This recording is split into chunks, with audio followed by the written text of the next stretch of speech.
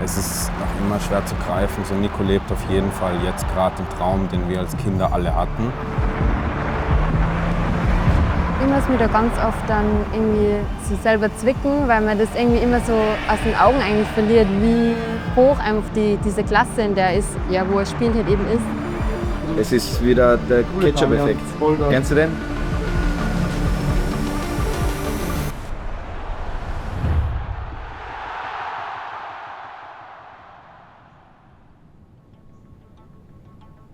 Also wir sind hier im Ernst-Happel-Stadion, unser Heimstadion vom Nationalteam. Haben hier übrigens auch die WM-Qualifikation fix gemacht gegen Bosnien auf das Tor. Das 1:1 vom Gregoritsch Michael Gregal war ein wunderbares Gefühl, war eigentlich im ersten Moment haben mir die Worte gefehlt, bisschen so unbeschreiblich. Jetzt mit ein paar Monaten danach kommt man immer ein bisschen die Gänsehaut, wenn ich drüber rede. Genau, eigentlich die Erlösung kam dann mit dem Schlusspfiff. Da sind dann eigentlich die richtigen Emotionen rausgebrochen. Die ganze Mannschaft reingestürmt, von draußen auch, von der Bank reingestürmt und ja, war dann wirklich überwältigend. Haben uns dann die WM-Trikots drüber gezogen und haben dann mit den Fans zuerst da hinten gefeiert und haben dann die ganze Runde hier gemacht, bis wir hier gelandet sind und dann Gregal und Feier gesungen haben im Kreis, weil er das Gold da gemacht hat.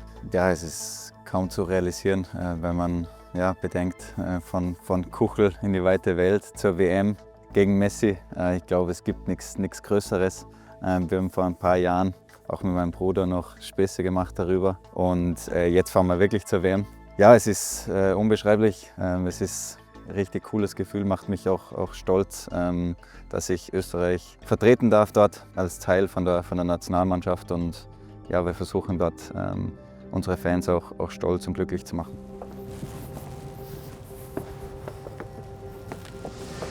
Hallo, ich bin der Raphael, 28 Jahre alt und Nikos größerer Bruder.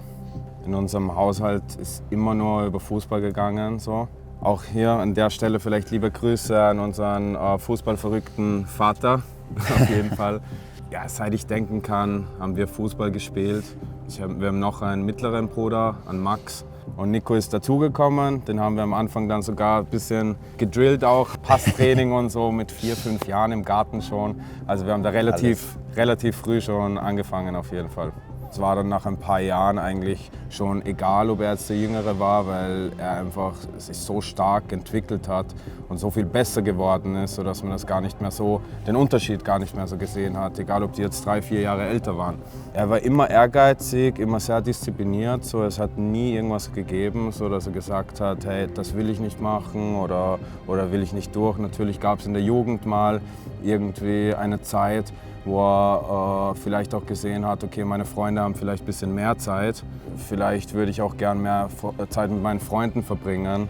Also es ist wirklich so, das kriegen die Leute halt oft nicht mit, was im Hintergrund alles passiert, aber für ihn gab es das eine Ziel. Und er ist diesen geradlinigen Weg gefahren und hat da durchgezogen, Ende nie. Und das bewundere ich bis heute. Also es gab immer wieder Momente, es gibt jetzt auch noch immer Momente, wo ich mich frage, ob das alles real ist, was da gerade alles passiert. Ich habe damals, wie wir ein Video gedreht haben über Nico in Salzburg-Zeiten noch, haben wir damals gescherzt, so hey, jetzt war das Ziel Champions League spielen, nächste Ziel wird die Weltmeisterschaft sein und haben gelacht und so. Und jetzt ist das Realität und wir fahren nach Amerika und ja, es ist ganz ein anderes Level, so, wo sich das alles hinentwickelt hat und wir sind wahnsinnig stolz.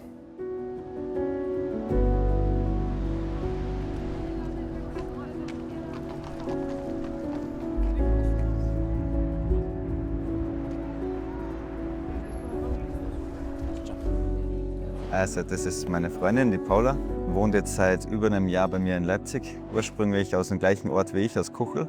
Und wir haben uns jetzt schon vor über 6 Jahren kennengelernt und sind jetzt seit fast 4 Jahren zusammen, oder? Ja, 4. Ja. Fast 4, ja. Fast 4 Jahre, ja. Ich habe nur Schwestern und ich war null in dem Fußball, in der Bubble drinnen. Also ich habe eigentlich auch nicht wirklich gewusst, dass Nico Fußball spielt, wie ich ihn kennengelernt habe. Dann hat es ein bisschen gedauert, ich glaube dann 3 Jahre oder so. Nicht ganz? Ja, nicht ganz 3 Jahre. Ja. Und dann sind wir 1 Jahr, bevor es nach Leipzig gegangen ist, eigentlich zusammengekommen. Ich muss mich da ganz oft dann irgendwie so selber zwicken, weil man das irgendwie immer so aus den Augen eigentlich verliert, wie hoch einfach diese Klasse, in der ist, ja, wo er spielt, halt eben ist. Auch, dass man eigentlich jetzt den Weg, wo man jetzt ist, eben schon länger gemeinsam geht, das ist schon eigentlich manchmal unglaublich, würde ich sagen. Wir sind hier am ÖFB-Campus, der ist relativ neu gebaut. Wir sind zum ersten Mal hier mit dem Nationalteam. Ja, wir waren aber trotzdem sehr froh, dass so viele Fans hier waren. War schon cool zu sehen, macht einen auch stolz irgendwo. Ich glaube, meine Konstanz, mein konstanter Weg, ja, immer daran zu glauben, weiter hart zu arbeiten, weiter dran zu bleiben, diszipliniert zu bleiben. Ja, natürlich auch meine Familie, meine Freunde, mein Umfeld, die mir da den Rücken gestärkt haben, die mir da sehr geholfen haben, das zu machen, was ich liebe. Und deshalb bin ich, glaube ich, hier, wo ich jetzt bin.